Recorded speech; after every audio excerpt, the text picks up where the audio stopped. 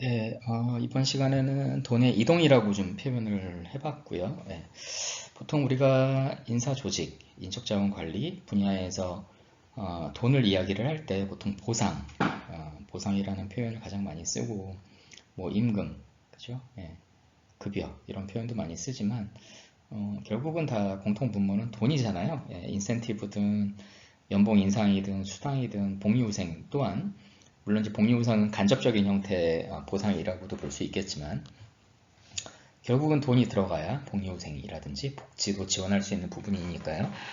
그런 부분으로 한번 좀 살펴보고자 돈이라는 표현을 좀 써봤고요. 뭐 보상의 변화 뭐 이렇게 표현을 해도 되겠지만 같은 내용이라고 하더라도 구성원의 조직 구성원의 생계, 인생, 삶, 뭐 경력, 급여, 예, 월급 이런 부분이 좀 표현이 된다라고 할 수 있는 생각이라고 하면 돈의 이동이라고 표현하는 것도 조금 더 실질적인 부분을 살펴보기 위해서 필요한 부분도 아닐까라는 생각을 제가 그냥 좀 해본 겁니다. 예, 그렇게 좀 생각해 주시면 좋을 것 같고요. 많이 살펴본 내용인데 예, 뭐 한국이 연봉급이고 일본은 직능급이고 미국은 직무급이다. 기업들이 일본은 최근에 뭐 역할급이라는 표현을 쓰기도 하긴 하는데요. 이렇게 국가별로 이렇게 표현을 하는 거는 조금 이제는 조금 과거의 표현이 아닌가라는 좀 생각을 해봅니다. 물론 이제 미국 같은 경우는 일에 대한 생각 자체가 뭐 시장 가치 이런 쪽을 사람보다는 시장 쪽을 생각을 많이 하기 때문에 통용될 수 있는 그런 부분을 생각을 많이 하기 때문에 우리하고 좀 다르다고 하더라도 다 섞여 있는 것 같아요. 예, 뭐 직무급의 요소가 또 섞여 있기도 하고 우리나라의 연봉급 최근에 운영이 되고 있는 임금 체계 지금 임금 체계를 얘기를 하고 있는데 그냥 제 개인적인 생각에서는 이제는 그냥 혼합되어 있는 형태 어떻게 보면 혼합급이라는 표현을 새로운 표현이 나와야 되는 게 아닌가라고도 생각이 들 정도로 굉장히 섞여 있고 여러 가지 요인이 혼합이 되어 있다라고 보이고요. 각 어떤 우리나라에 있는 대다수 기업들이 어떤 형태의 임금 체계를 가지고 있다라고 표현하는 것 자체가 좀 어폐가 있는 것 같아요. 지금은 말씀드렸다시피 연공급, 직능급, 직무급, 뭐 역할급, 뭐 요새 뭐 직무성과급 이런 표현도 많이 쓰고요. 예, 이게 정형화된 합의된 용어는 아니겠지만 그래서 각 기업마다의 임금 체계 자체가 그냥 그 회사의 성과 문화를 이야기하는 제도가 아닌가라고 보는 게 저는 조금 더 이제는 좀 타당하지 않나라는 생각을 해봅니다. 뭐 그렇다고 제가 뭐 연봉급, 직능급, 직무급 뭐 이렇게 표현을 부정하는 건 아니고요.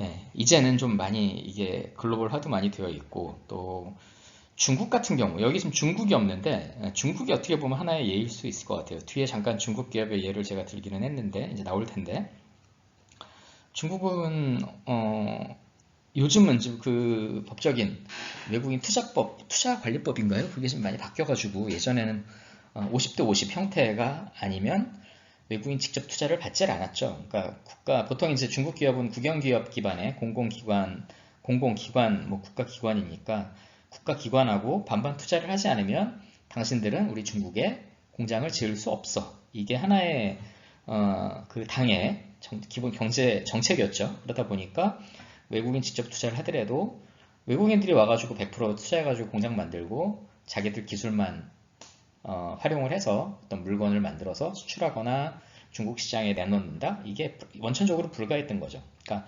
지분을 반을 내놓는 반을 반씩 가져간다는 얘기는 그 뭐 기술에 대한 권리는 물론 뭐 특허로 패튼인가요? 패턴트인가 뭐 이렇게 있기는 하겠지만 그래도 어느 정도 기술이 그 지분을 가진 쪽으로 유입이 될 수밖에 없죠. 그러다 보니까 중국 기업 쪽으로 기술이 이전이 될 수밖에 없는 자연스러운 상황이고 인력 관리, 사람에 대한 관리 문화 같은 경우도 중국의 기존 뭐 방식 또 이런 서구 기업의 이런 인사 관리 방식이 이게 융합이 되다 보니까 좀 중국 같은 경우는 기업들의 인사 관리 이렇게 운영 실행 프랙티스를 좀 보면 서구 기업하고 조금 많이 비슷해요. 예. 우리나라하고 일본하고는 좀 다른 것 같습니다. 그래서 어떻게 보면 굉장히 믹스가 되어 있는 좋은 예가 지금의 중국의 대기업들이 아닌가라는 생각을 해봐요.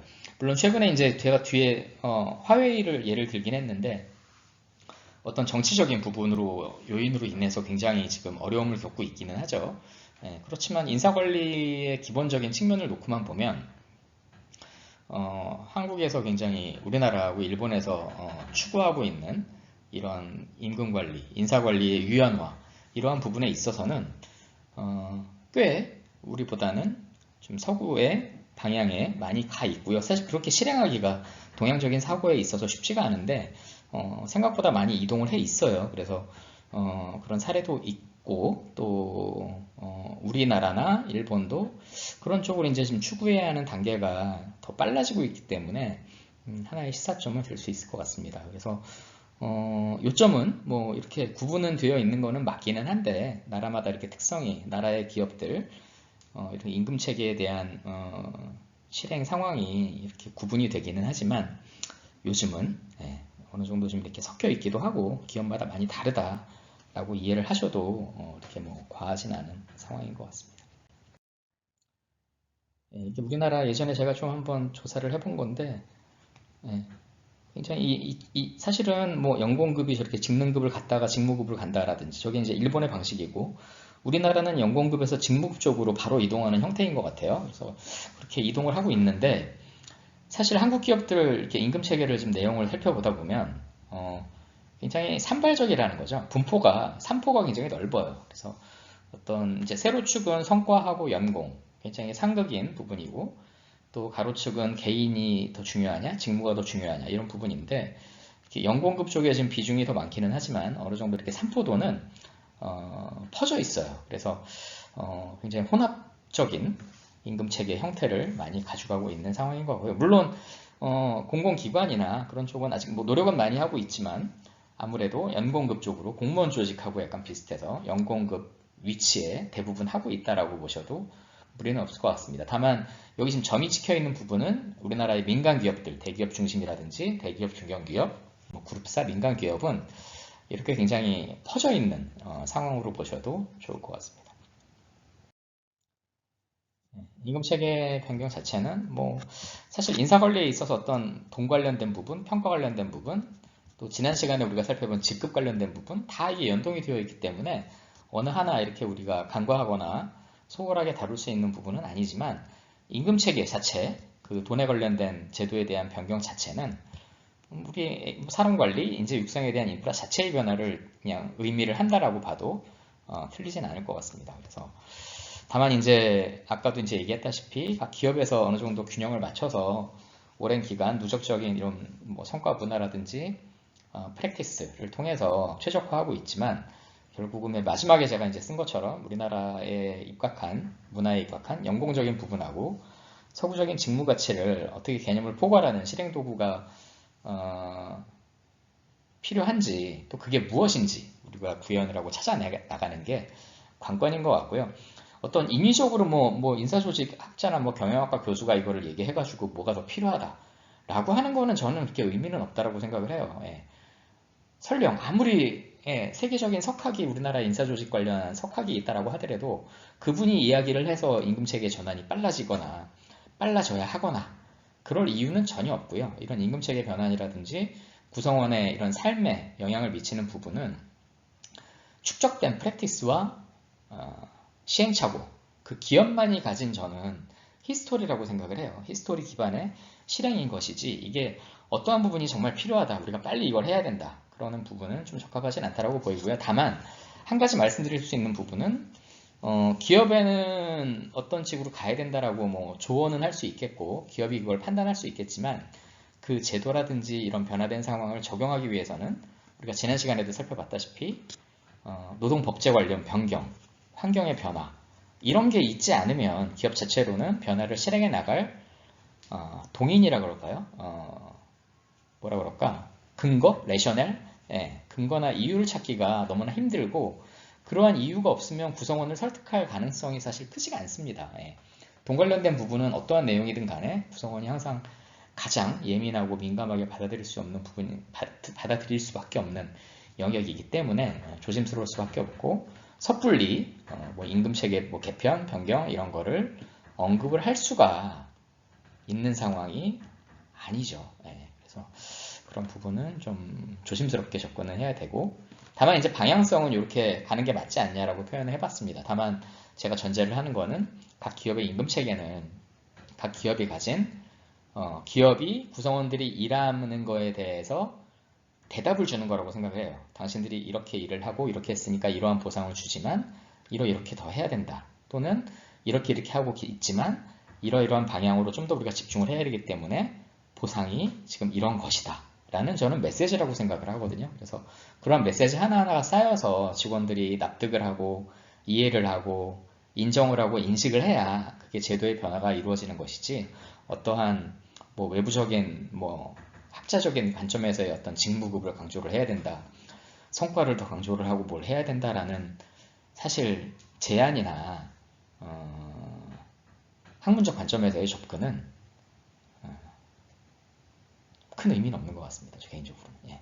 듣지도 않고 기업에서 그런 얘기 사실 해봐야 히스토리를 알지도 못하면서 그걸 외부에서 얘기를 할 수 있는. 그러니까 어떻게 보면은 기업에서 HR 컨설팅사를 외부 HR 컨설팅 기업을 이용하는 이유는 모든 히스토리를 공개를 하고 거기에 대한 비밀 유지를 조항을 쓰기 때문에 다 오픈을 하고 수많은 담당자들과 컨설턴트와의 논의를 통해서 같이 보통 이제 외부 컨설팅, 인사 컨설팅을 기업에 들어와서 이제 하시게 되면 외부 우리가 이제 컨설팅 분들을 모셔서 기업 입장에서 어떤 이제 프로젝트 룸이 항상 이제 주어질 거고요. 거기에 인원수는 한 반반 들어가기도 하고 한 7대3 컨설팅사에서 7분 오시면 기업에서 한 2명이나 3명 들어와서 같이 일을 하잖아요. 그 같이 일을 하는 이유가 뭐 설문조사 결과라든지 그 회사의 이런 임금 문화, 인사관리 문화 이런 부분을 알기 위해서 일을 같이 하는 거예요. 그래서 그런 경우라면은 서로들 발전적인 논의를 통해서 어떠한 방향성에 대한 개선이 가능하겠지만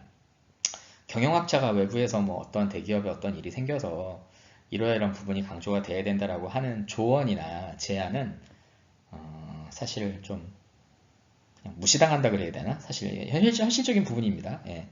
의미는 없어요. 그래서 그런 부분은 좀 진짜 연구를 통해서 뭐 어떤 질적 해당 유사 기업군이라든지 그러한 문제점에 대해서 질적 연구라든지 양적 연구는 잘 모르겠습니다. 그게 설문조사를 통해서 그 수치화한 데이터가 진짜로 그거를 표현하는지는 입증하는지는 저는 잘은 모르겠고요. 저는 어떻게 보면은 인사 쪽 관련된 부분은 질적 연구가 더 적합하다는 생각이 들어요. 그런 현상이라든지 상황에 대해서 판단을 하고 그런 변화를 읽기 위해서는 실제로 일하는 사람, 직책자 대상, 팀장, 인사팀장들, 또 인사 담당자들 그런 사람들 대상으로 인터뷰를 해서 시사점을 찾는 게 저 개인적으로는 훨씬 더 빠르고 정확한 연구자로서의 접근 방법이라고 생각이 듭니다. 그래서 저도 이제 제 개인적인 생각이 지금 이래서 저도 질적 연구 방식으로 좀 요새 연구를 많이 하고 있고요.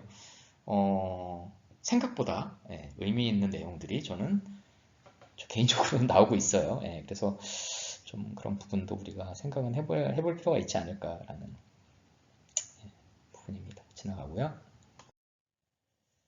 비슷한 얘기죠. 결국엔 문화라는 거죠. 결국은 조직의 변화 관리 자체를 바꾸는 도구이기 때문에 예를 들면 이렇게 표현을 해볼까요? 어떤 성과에 따른 직원들의 평가 등급에 따른 연봉 인상률을 전년도, 그러니까 예를 들어서 한 5년 동안 거의 유사하게 동일하게 운영을 해왔다라고 하면 올해는 어떠한 성과를 낸 고성과자들 대상으로 연봉 인상률을 0.05%를 올렸다라고 가정을 해봅시다.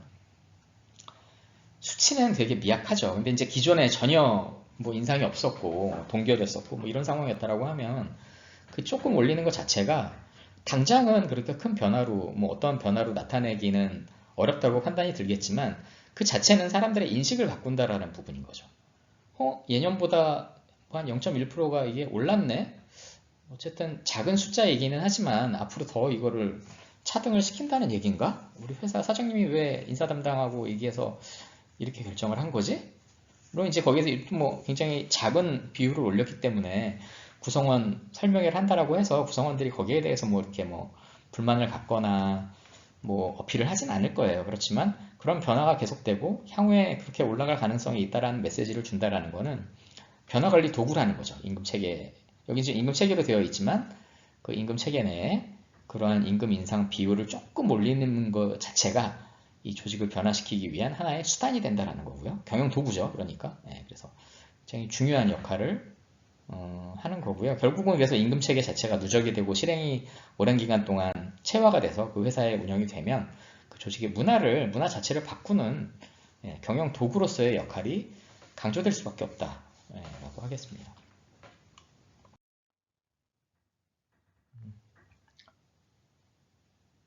이제 아까 제가 이제 우리 역할 중심, 지난 시간에 아마 역할 중심 HR이라는 표현을 제가 썼는데 역할 중심 HR이라는 거는 결국에 역할 책임 수준, 그러니까 그 일에 대한 역할 책임 수준이라는 거는 그 일이 가진 난도죠, 난이도.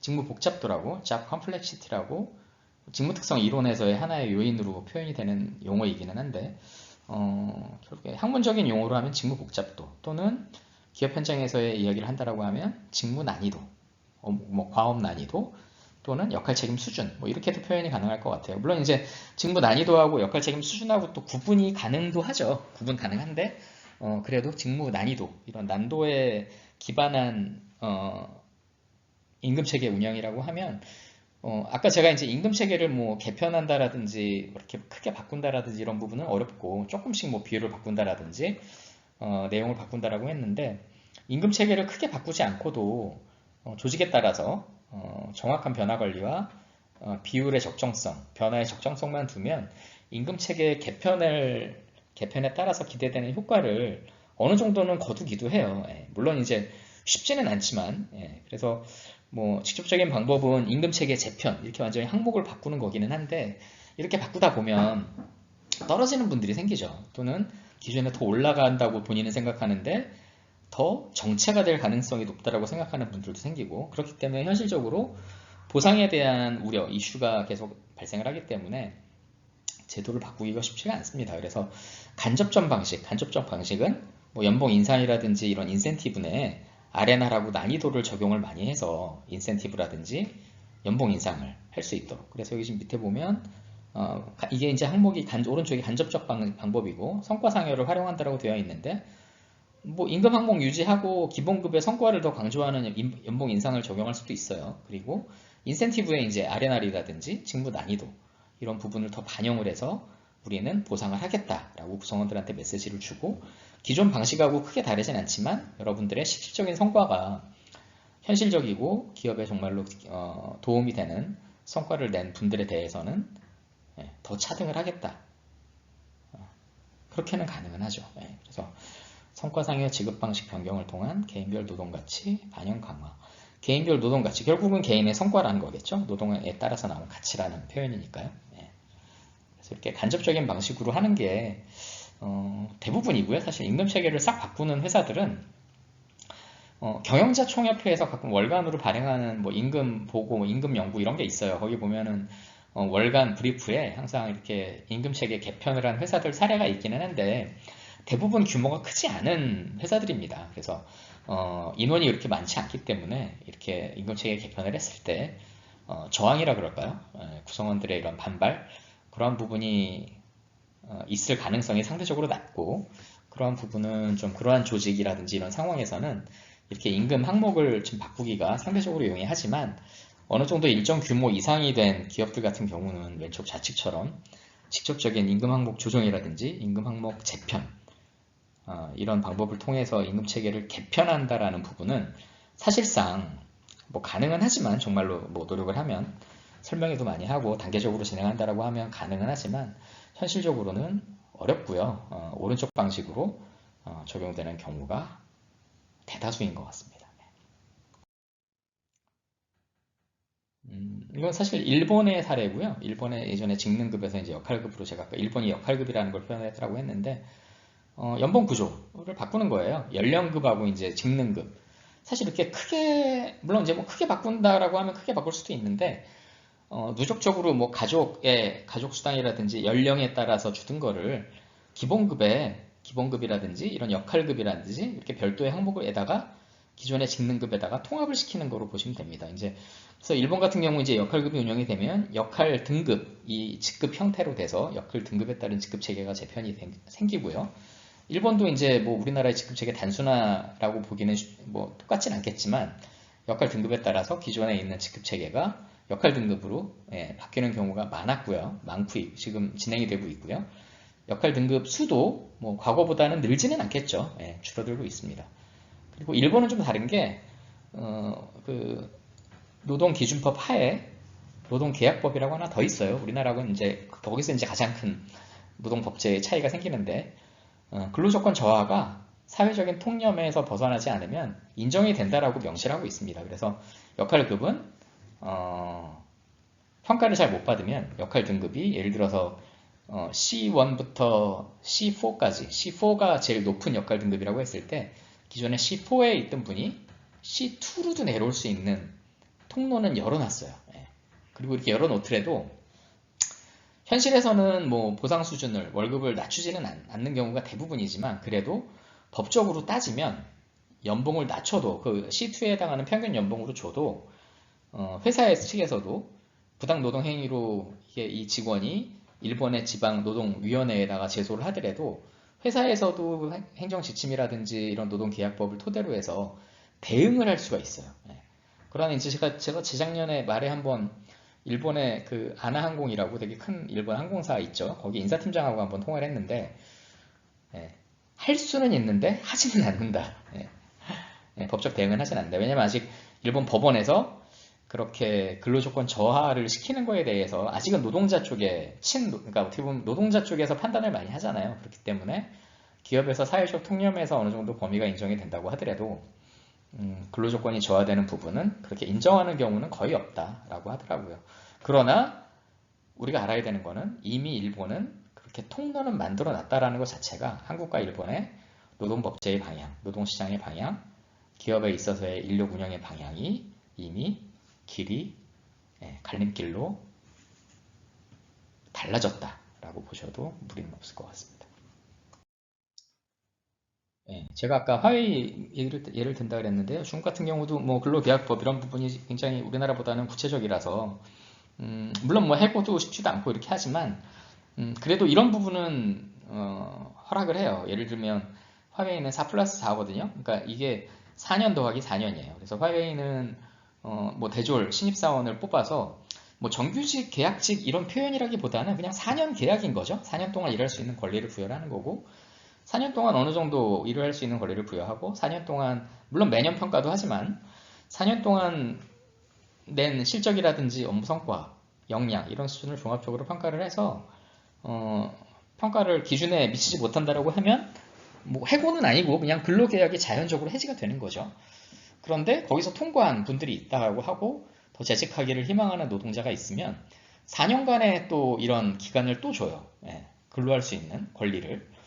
그래서 또 4년간 이제 일을 하고 또 물론 매년 평가도 있지만 4년 평가, 4년에 해당하는 평가를 또 해서 거기서 이제 기준에 충족이 되면 우리나라에 해당하는 정년을 어떻게 보면 근로계약서에 보장하는 명시가 되어 있는 정규직 계약서를 쓰는 거죠. 그러니까 8년이 지나야 우리나라의 정규직 직원이 된다라고 보셔도 다르진 않아요. 그래서 뭐 유연성, 유연화, HR의 유연화, 이런 노동의 유연화 측면에서는 굉장히 유연성이 많이 들어가 있는 거죠. 그래서 또 한편으로는 고용 측면에서도 굉장히 유연하고 고용 보장 관점에서도 그렇게 큰 무리는 없다라고 봐요. 우리나라도 최근에 뭐 대기업들 보면 신입사원들 들어와서 36%가 1년 내에 퇴사를 하죠. 4년 동안 다니는 사람까지 아마 쳐보면 50% 못 넘을걸요. 그래서 오히려 이렇게 4년 동안 고용을 보장한다라는 개념에서 출발하는 이 개념이 고용 보장 측면에서도 더 유리할 수도 있다라는 생각을 해봅니다. 그건 따져봐야 되겠지만 민감한 문제이기 때문에 쉽게 우리가 결론을 내릴 수 있는 부분은 아니지만 이런 4+4, 4year, 4years 이렇게 더하는 게 오히려 고용 보장, 근로의 유연성 이런 부분을 동시에 좀 어느 정도는 공통 분모를 가져갈 수 있는 게 아니냐라는 생각도 해볼 수 있을 것 같습니다. 그리고 일본 노동계약법 살펴봤죠. 노동기준법에 하위가 있고요. 하위의 법률이고 2007년에 제정이 되고 이듬해가 시행이니까 2008년에 시행이 됐겠죠. 취업규칙 불이익 변경 조건의 구체화 명시를 역할등급 저하를 전제로 하는 역학의시의 배경이다. 그러니까 역할등급 저하, 근로조건 저하, 월급이 내려가는 걸 인정을 한다는 거예요. 성과에 따라서. 그래서 대다수 지금 일본 기업들이 이렇게 역할급 형태의 임금 체계를 도입을 했는데 그 이유는 결국은 하나입니다. 예, 인건비 줄이고 똑같아요. 우리나라 직급 체계 단순화한 거하고 경쟁 활성화, 그죠? 경쟁 격화죠. 성과 창출 지향. 예. 근데 우리는 한국 같은 경우는 해고가 당연히 쉽지가 않고 예, 성과에 따른 성과 수준에 따라서 급여를 낮출 수 있는 여지는 사실상 없죠. 근로자 과반 동의를 하지 않고 근로자 전체가 과반 동의를 하지 않고 구성원 개별 동의도 받지 않으면 현실적으로 어렵죠. 예. 근데 일본은 개별 동의하고는 무관하게 사회적인 통념, 물론 사회적인 통념이라는 범위도 노동계약법에서 구체적으로 제시는 하고 있어요. 그렇지만 법원이 그거를 인정을 한다라고 하면 급여가 낮아져도 근로자가 노동위원회, 일본 지방노동위원회에 제소를 해도 바로 기각사항입니다. 예. 그래서 그게 굉장히 우리나라하고 지금 굉장히 틈이 예전에 많이 비슷했는데 노동기준법하고 우리나라 근로기준법이 대등한 상황에서 똑같이 하나만 있을 때는 거의 뭐 우리나라하고 일본이나 차이가 없었는데 2008년도에 노동계약법이 2007년도에 제정이 되고 2008년도에 시행이 되면서 이미 2008년도부터 벌써 15년 돼가죠? 예. 15년 전부터 이미 일본하고는 이제 비교할 수 있는 나라가 아니에요. 예. 전혀 다른 양상으로 이미 접어들었다라고 보셔도 될 것 같습니다. 네. 일본이 역학을 도입해서 성과를 내고 있는 것 같아요. 지금 이게 우리나라 경총에서 이제 일본의 경단련이죠. 우리나라는 정경련이 있듯이 일본은 경단련이 있는데 일본의 경단련이 발표한 자료를 보면 네. 곡선이 세로축이 보상이잖아요. 오른쪽이 근속이고 갈수록 고성과자든 저성과자든 보상 수준이 완만해지고 있어요. 그 이유는 급여가 이전처럼 높아지지 않는다라는 거죠. 그리고 더 중요한 거는 밑에 실선이 저성과자들, 성과가 낮은 구성원들인데 급여 수준이 연장기 근속을 할수록 급여가 내려가고 있어요. 그죠? 예. 이게 바로 우리나라와의 일본과의 큰 차이라는 거죠. 제가 그래서 위에 한국과 일본 노사관계의 법률적 프레임은 상이하다라고 전제를 깔았고요. 우리나라 같았으면은 요 가운데 있는 뭐라 그럴까 색깔 칠해져 있는 부분 그 부분일 거예요. 계속 올라가든지 저성과자도 어느 정도는 조금씩 올라가니까 우리가 뭐 물가 인상률 뭐 이런 거 경제 성장률 이런 거 반영해서 급여 인상률을 보통 많이 정하잖아요. 큰 기업들은 뭐 1%라도 올라가니까 급여가 올라가는 거죠. 근데 평가를 잘 못 받으면 급여가 이제 내려가는 구조를 만들어놨기 때문에 일본은 예전처럼 인상률을 그렇게 높이 안 해도 구성원들이 저항이 옛날 같진 않을 거라고요. 이미 법이 그렇기 때문에 구성원들의 인식 자체가 달라진 거죠. 이렇게 보셔도 될 것 같습니다. 이미 일본은 저만치 앞서가고 있다라고 얘기할 수는 없어요. 그렇지만 우리하고 다른 길로 접어들었다라고는 얘기할 수 있을 것 같습니다. 준비보상 IB 보상 방식에 대한 부분. 그래서 이번 시간에 돈의 이동, 실제적으로 돈이 이동하는 거에 대해서 기업이 실행할 수 있는 방법에 대해서 좀 간단하게 살펴봤습니다. 수고 많으셨습니다. 다음 시간은 대응하고 적응. 제가 이제 대응하고 적응이라고 적었는데 대응은 쉽진 않죠. 개인이든 회사든 이런 변화 상황에서. 그래서 어떻게 우리가 또 적응을 해 나갈 건지 한번 살펴보도록 하겠습니다. 수고하셨습니다. 여러분 안녕하세요. 우리가 기업 HR 기능의 변화에 대해서 그동안 이제 살펴봤는데요. 인트로, 그리고 환경 변화, 그리고 HR의 이런 변화, 기업의 HR 실행에 대한 변화를 살펴봤고, 그러면 보상 관련 구성원들 입장에서 또 기업 입장에서 어떤 보상 제도의 변화, 임금 체계에 대해서 좀 한번 살펴봤습니다. 그래서 이러한 전반적인 사회 경제적 노동시장을 둘러싼 사실 우리 주변을 둘러싸고 있는 모든 환경에 다 영향을 미치는 부분인 것 같고요. 거기에 대해서 우리가 어떻게 대응을 하고 적응을 해 나갈 수 있을 것인지에 대해서 이번 시간에 뭐 랩업이라 그럴까요? 좀 간단하게 좀 마무리하는 시간을 갖도록 하겠습니다. 제가 대응 / 적응이라고 같이 적어놨는데 지난 시간 마무리에도 한번 잠깐 말씀드린 것 같은데요. 대응을 한다? 이런 변화를 쉽지가 않은 것 같아요. 그래서 적극적으로 대응을 한다라고 해서 적응을 할 수 있는 것도 아니고, 그죠? 우선적으로 어떻게 그럼 적응을 해 나갈 것인지로 보는 게 조금 이러한 큰 우리가 일하고 거기서 사회생활을 영위를 하고 기업이 존속을 하고 또 우리가 거기에 대해서 근로의 대가를 받아서 우리의 삶을 유지시키는 데 있어서의 적응을 어떻게 나갈 건지가 더 좀 현실적인 용어가 아닌가라는 생각을 해봅니다. 뭐 제 생각이었고요. 그래서 이제 역할 중심 HR, 직무 중심 역할 중심, 한 칸씩 이거 스페이스바를 띄었는데 붙이는 게 맞겠네요. 그죠? 역할 중심 HR, 직무 중심 HR 이렇게 구분이 가능할 것 같아요. 개념이. 그래서 왼쪽은 뭐 이제 미국을 중심으로 한 서구 국가에서의 직무를 중심으로 하는 일의 시장 가치죠. 사람의 시장 가치라기보다는 일의 시장 가치를 더 중시를 하고 거기에 따른 시장 가치, 마켓 밸류가 중시가 되고요.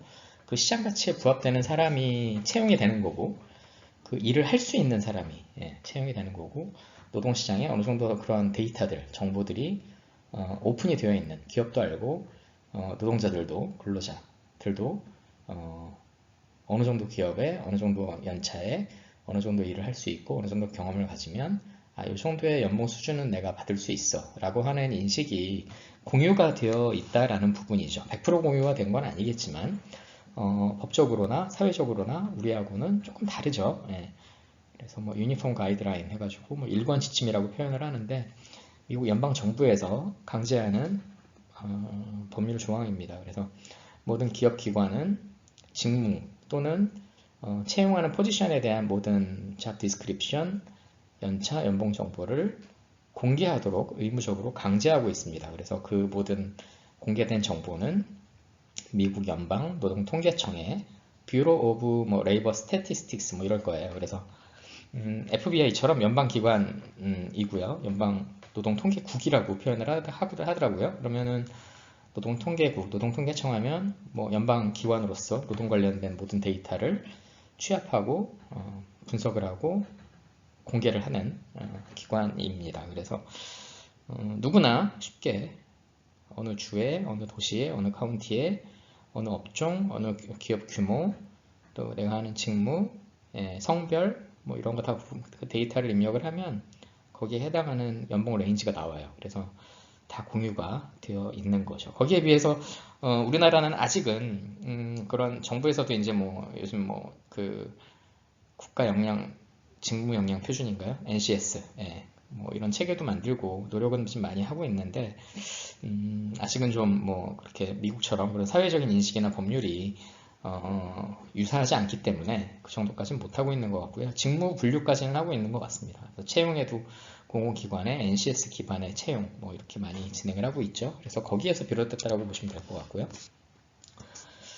그래서 우리는 최근에 이제 이렇게 변화되는 부분을 살펴보니 역할 중심 HR로 어느 정도는 표현은 할 수 있겠다라는 생각이 듭니다. 그래서 시장 가치도 물론 어느 정도 영향을 미치겠죠. 전혀 이렇게 단절적으로 이게 인사의 나라가 다르다고 해서 인사관리의 유형이 단절적으로 이렇게 분절적으로 표현을 한다라고 할 수 있는 부분은 아닌 것 같고요. 시장 가치 부분도 분명히 영향을 미치겠죠. 그렇지만 더 영향을 크게 미치는 부분은 단위 조직 내, 그러니까 한 기업 내에서의 상대적인 역할 책임 수준. 그래서 롤레벨로 표현을 해서 직급을 롤레벨로 표현하는 회사들도 있습니다. 그래서 상대적인 역할 수준에 따른 인사 관리가 더 확대가 되고 있다라고 보시면 이 위에 지금 제가 적은 것처럼 직무 중심 HR과 역할 중심 HR이 어떻게 다른지라는 감을 좀 잡으실 수 있을 것 같아요.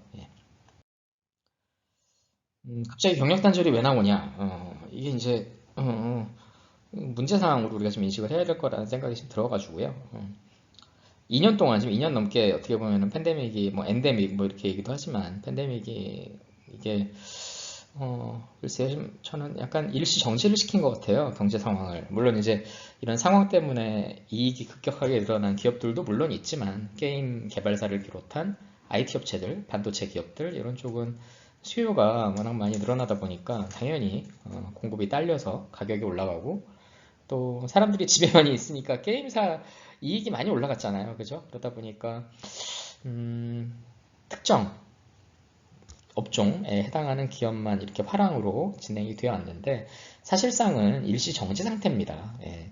중소기업, 중견기업은 가서 이 사장님들 이야기 들어보면 말도 못해요. 사실 예. 아주 그냥 심각한 상황으로 인식들을 하고 계시고 문제가 이제 우리가 기존에 경력 단절이라 그러면 보통 이제 우리 자녀를 둔 여성 인력들 그동안 이제 회사에서 고용이 돼서 일을 해 오시던 분들이 많이 겪게 되는 예.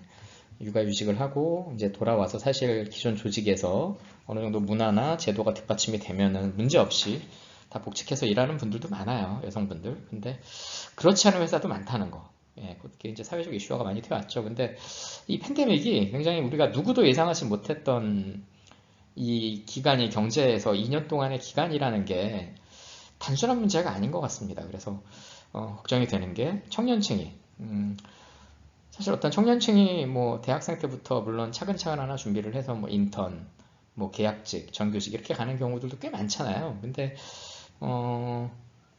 정규직을 요새 이제 아무래도 다 수시 채용 쪽으로 기업들도 이제 수시 채용으로 하는 게 사회적으로 지탄을 받을 상황도 아니게 됐고 이직도 많아진 상황에서 돈도 절약이 많이 되고요. 그래서 수시 채용으로 거의 전환이 많이 된 상황인데 그러다 보니 신규 사회에 이제 진입해야 되는 첫 발을 내딛는 우리 청년들이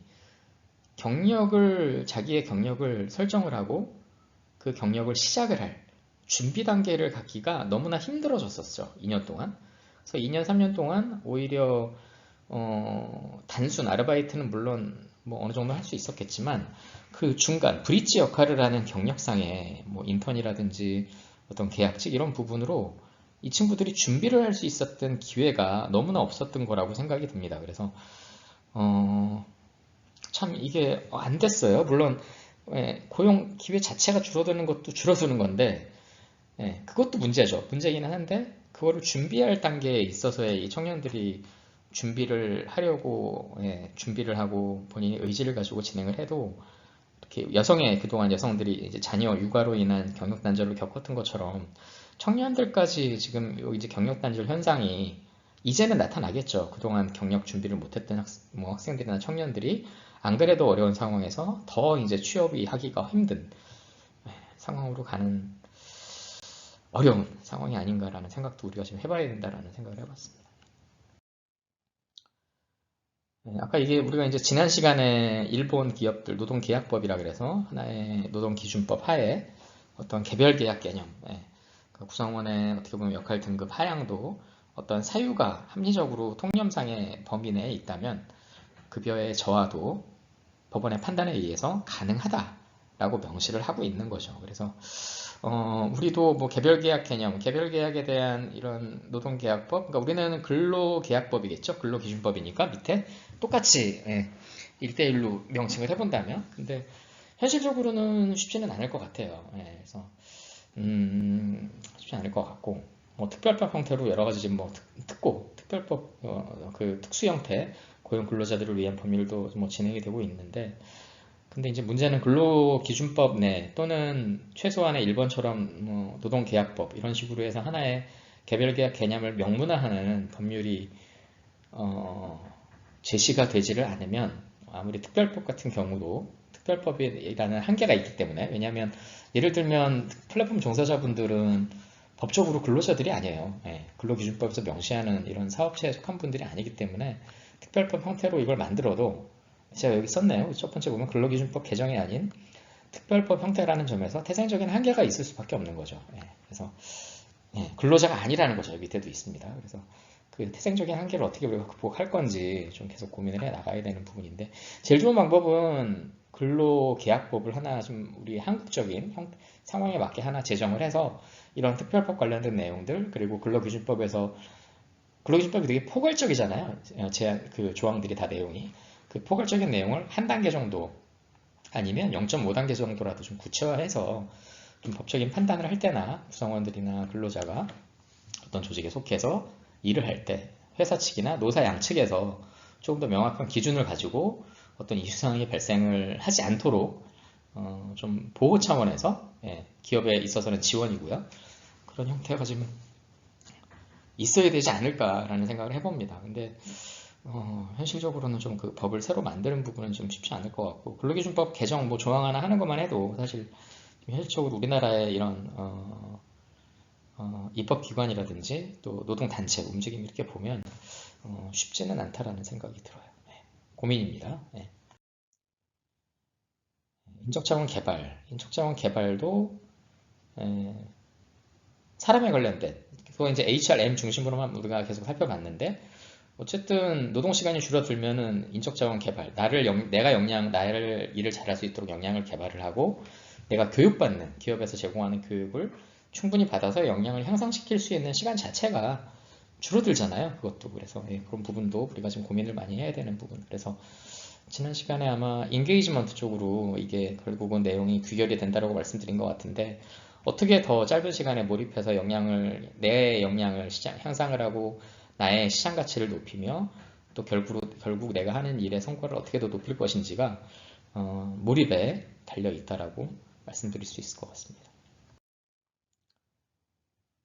지난 시간에 요건 살펴본 내용인데, 아마 HRD 기능이 좀 더 강조가 돼야 되는, 역할 중심 HR이 좀 실행의 효과성을 우리가 담보를 좀 하기 위해서는 인적자원 개발, 사람의 역량 개발 관점에서도 살펴봐야 된다라는 관점에서 한번 제가 생각을 해본 내용입니다. 평가 보상 뭐 이런 내용하고 다 연관이 되어 있어요. 다만 그러한 성과관리 관점에서 어떤 직급체계 단수나 평가 보상에 있어서 구성원의 육성 중심의 내용이 좀 더 이게 보완이 돼야 구성원들이 거기에 대해서 납득을 하고, 경쟁이 높아진 상황에서 이렇게 경쟁이 높아지더라도 성과를 잘 내고 내가 이렇게 해서 육성이 될 수 있구나라는 메시지를 받게 되면 어느 정도 뭐 반발이라든지 저항 또는 불만이 상쇄될 수 있을 거라고 생각이 됩니다. 그 상쇄될 수 있는 내용을 제시를 하지 못하면 구성원 설명회는 실패하는 거예요. 평가제도도 바꿔야 되고 보상제도도 바꿔야 되는데, 그런 준비, 그런 상쇄되는 내용, 구성원들한테 베네핏이 없는 내용을 가지고 설명회를 하면 그 설명회는 망하는 거죠. 평가보상 설명회는 그래서 어지간하면 잘 하지 않잖아요. 그래서 항상 불만이 있는 부분이기 때문에 구성원들이 어디에서 그거를 본인이 메이크업 할 수 있는, 심적으로 그걸 베네핏을 받을 수 있는지를 제시를 하지 못하면 구성원들과의 커뮤니케이션은 안 하느니 못한 상황으로 가게 되죠. 애널리틱스, 뭐 얘기하시는 분들 많은데 분석 중요하죠. 이거는 0.04%라고 보냐면 좀 틀린 데이터네요. 제가 보니까 얼마 전에 지금 제가 이걸 작성했을 때가 한 달 전인데, 그때는 플랫폼 노동자가 공식적으로 2.6% 우리나라 전체 취업자의 경제활동 인구일 거예요. 아마 2,500만에서 66만 명이라고 그랬는데 지금 공식적으로 200만이래요. 그 사이에 벌써 150만이, 140만이 늘었네요. 그래서 어쨌든 아까 말씀드린 것처럼 임금 노동자, 근로자가 아니라는 거죠. 그래서 이분들 대상으로, 물론 이제 엔데믹이 되면서 또 이 일하는 비율이 좀 줄고 있다라고는 하는데, 그거는 배달 수가 줄어드는 거지 전체 이 배달 종사자가 급격하게 줄어드는 의미는 아닌 것 같습니다. 그래서 지금 200만 명 수준인데 거기서 뭐 조금 점차 늘어나든지 뭐 유지가 되든지 할 것 같아요.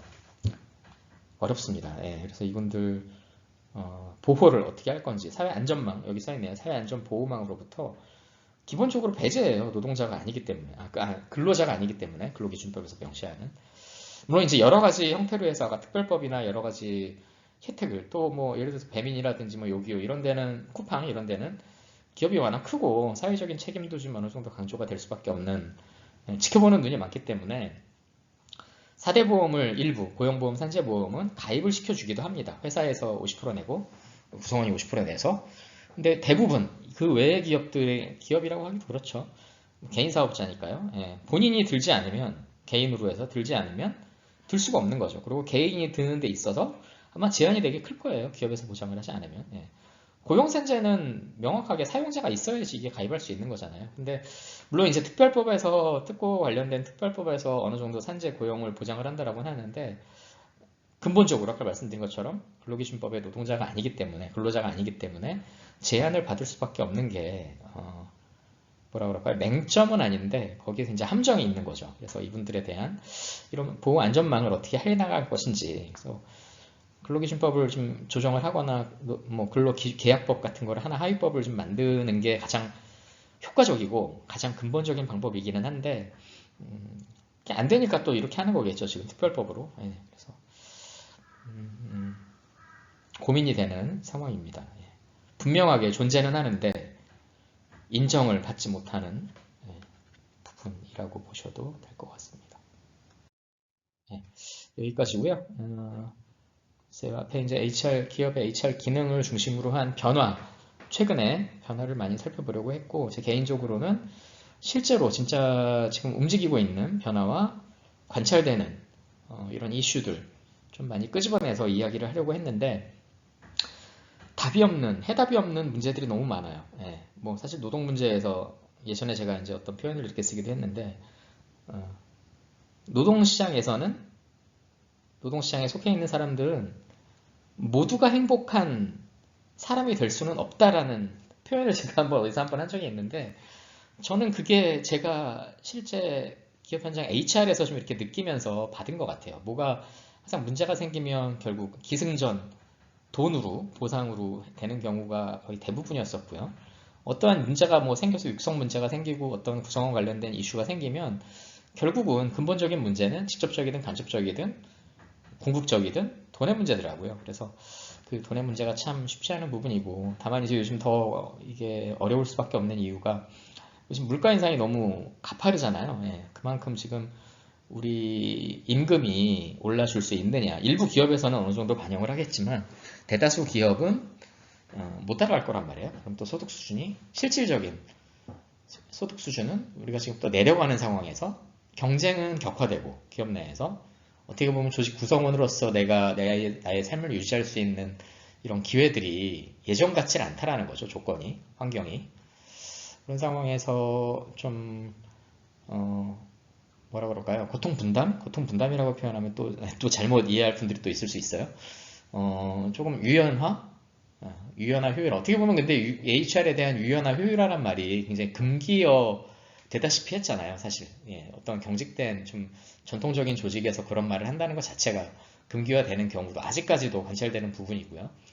그러나 이제는 모두가 행복할 수는 없습니다. 없어서 그거를 유연하게 한 사람이 조금 더 양보하고 정당하게 다른 사람들이 그거를 기회를 가져갈 수 있는 구조로 만들지 않으면 지금같이 이렇게 하향되고 있는 이렇게 어려운 상황에서 여러 가지 요인들이 다 하향이잖아요, 지금. 예. 급여 수준 내려가고 물가 올라가고 그죠? 실질적인 급여 수준 내려가고 경쟁은 심해지고 근속 기간은 점점 줄어들고 그런 상황에서 어떻게 할 것인지 고민을 또 해보는 시간이 여러분들이 되었으면 좋겠습니다. 저도 고민 많이 하고 있고요. 이런 변화 상황에서 어떤 쪽으로 실질적으로 우리가 좀 뭐라 그럴까 변화를 시켜 나가야 될지 고민 앞으로 많이 해보도록 하겠습니다. 궁금한 거라든지 뭐 질의사항이 있으면 언제든지 연락 주시고요. 수고 많으셨습니다. 마치겠습니다.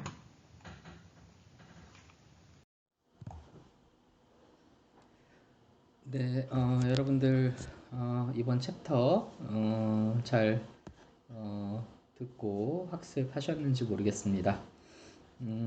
각 챕터마다 이제 내용이 다 다른데 제가 여기 지금 챕터 정리, 심층 학습이라는 부분을 좀 연이어서 진행을 할 거예요. 그래서 이 부분 같은 경우는 제가 이제 뭐 어떤 여러분들한테 가이드를 드린다라기보다는 여러분들이 이번 챕터에서 처음 들어본 내용도 있을 거고 또 청년 창업을 둘러싼 여러 가지 요인들이 있죠.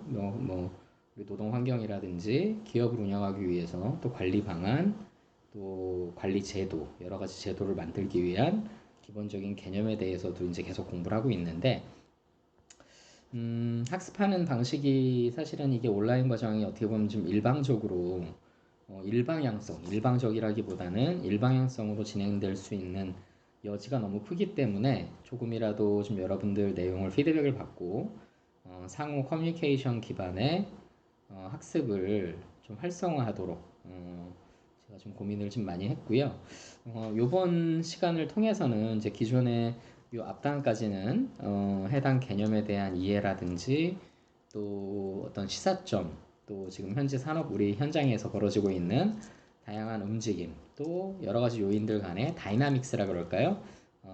이런 부분들에 대해서 좀 살펴봤는데 그 부분들에 대해서 여러분들이 이번 시간을 통해서 좀 앞단에서 좀 이해가 안 갔던 부분에 대해서 스스로 인터넷 옆에 뭐 같이 창으로 열어놓으면 되잖아요. 열어놔서 조회하고 검색하면 되니까 해당 키워드라든지 해당 궁금한 내용을 좀 찾아서 스스로 학습하는 방법을 좀 적용을 했으면 좋겠습니다. 보통 이제 교육학에서는 이걸 플립드 러닝이라고 하는데 플립 뒤집는다는 뜻인데 학생이 스스로 공부 먼저를 하고 그리고 나서 그 내용을 바탕으로 강의를 진행하는 방식을 이제 통상 플립드 러닝이라고 하는데 뭐 제가 이번에 도입하고 시행하는 지금 부분도 유사한 형태라고 볼 수 있을 것 같아요.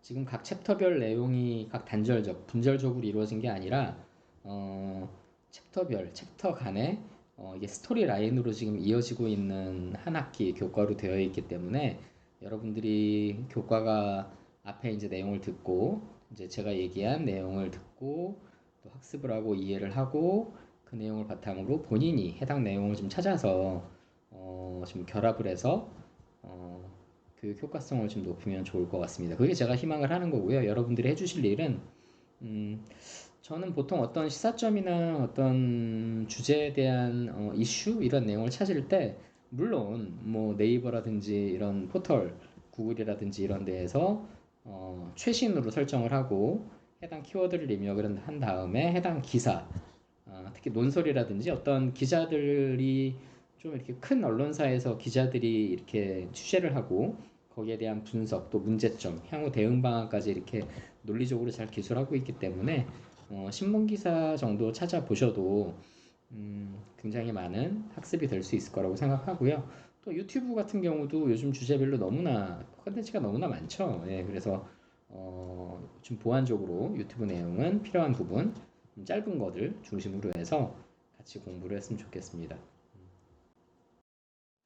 그래서 지금 챕터에 이어서 여러분들이 이제 좀 해주실 일은 앞에 이제 제가 교수가 설명한 내용으로서 해당 내용에 대한 청년 창업을 둘러싼 여러 가지 요인들, 각각의 요인들에 대해서 제가 지금 챕터마다 설명을 드리고 있고요. 여러분들이 반드시 아셔야 하는 내용을 중심으로 그리고 거기에 대한 설명을 여러분들이 이제 이해하는 게 가장 첫 번째가 되겠죠. 그래서 수업을 듣고 이해가 좀 어느 정도 되어 있는지 여러분들이 좀 스스로 판단을 좀 해봐 주시고 그리고 나서 이제 거기서 좀 이해가 좀 조금 부족하다라든지 이런 부분은 좀 내가 평소에 좀 본 게 있는데 연계를 해서 공부를 하고 준비를 하면은 좀 나의 지식 향상이라든지 이런 역량 향상에 도움이 될 수 있지 않을까 이런 생각이 들 수도 있을 것 같아요. 그래서 두 번째로는 그 해당 개념 또는 각 사안별로 산업 현장 트렌드 조사 아까 제가 얘기한 최신 뉴스 중심으로 언론 뉴스라든지 뭐 유튜브 뉴스 또 유튜브에서 제시하는 여러 가지 개념들 설명하는 주제별로 그런 내용들 창업에 대한 내용도 엄청 많죠. 그래서 그런 내용을 조사를 이 시간에 본 교과하고 지금 이게 계속 이어지는 거기 때문에 본 교과에서 여러분들이 직접 학습을 한다라고 보면 될 것 같습니다. 네, 그게 요즘 가장 최신의 자기 주도 또는 플립트 러닝 학습의 핵심입니다. 그래서 저는 이게 필요하다라고 보고요. 그리고 나서 이제 여러분들이 교과 내용과 조사한 트렌드 조사 내용을 연계해 봐야 되겠죠. 연계하고 디스커션 스스로 한번 해보고 디베이트라는 표현도 맞을 것 같아요. 스스로 조사한 내용하고 또 제가 얘기한 내용 또 조사 내용을 통해서 나온 시사점 이런 부분을 비교도 해보고 맞는 건지 틀린 건지 아니면 좀 유사한 건지 연계성이 있는 건지 여러분 스스로 판단을 해가지고 정리를 좀 하면 좋을 것 같아요.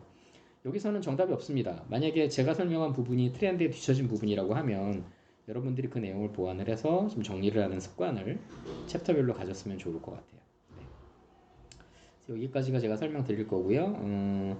이제 앞으로 한 20분, 25분 정도 더 여러분들이 스스로 그 해당 시간을 매 수강 시간마다 지금 이용을 해서 정리를 해주면 좋을 것 같고요.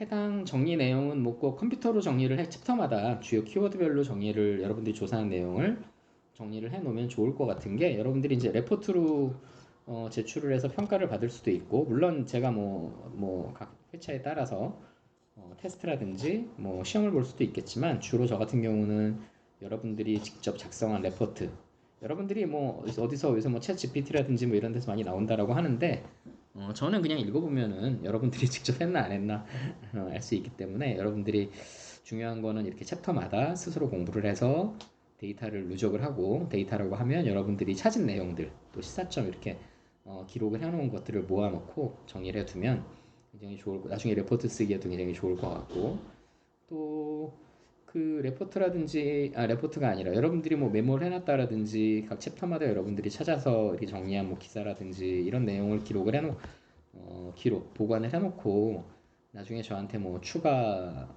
평가 자료로 해가지고 사이버 캠퍼스에 올려주신다든지 제 개인 이따가 이제 설명드릴 이메일로 보내놔 주시면 그거로 뭐 평가를 하는데 결정적으로 뭐 어떻게 영향을 미치진 않겠지만 여러분들의 몰입도라든지 여러분들의 어떻게 보면 적극적으로 참여한 부분에 대한 가점은 될 수 있겠죠, 그죠? 그래서 온라인 교과 과정에 대한 좀 보완을 좀 그렇게 하면 어떨까 싶습니다. 네, 다음 장에서 이제 그 내용을 계속 진행을 해주시고요. 다음 장이 아니라 계속 진행을 해주시고요. 제가 이제 이메일 안내 드릴 테니까 거기서 궁금한 거 있으면 거기다가 이메일로 주시면 될 것 같습니다. 네. 네, 그래서 여러분들이 정리한 내용은 밑에 제가 여기 Q&A라고 적고 밑에다가 제 이메일, 제가 가장 많이 보는 이메일이에요. 자주 보는 이메일이니까 여기다 뭐 질문 같은 거 이렇게 보내도 되고요. 또 사이버 캠퍼스 통해서 질문 같은 거 이렇게 올려주시면 제가 매주 체크해가지고 답변 드리도록 하겠습니다. 네, 계속 검토 부탁드립니다. 제가 종료할 때까지요. 네.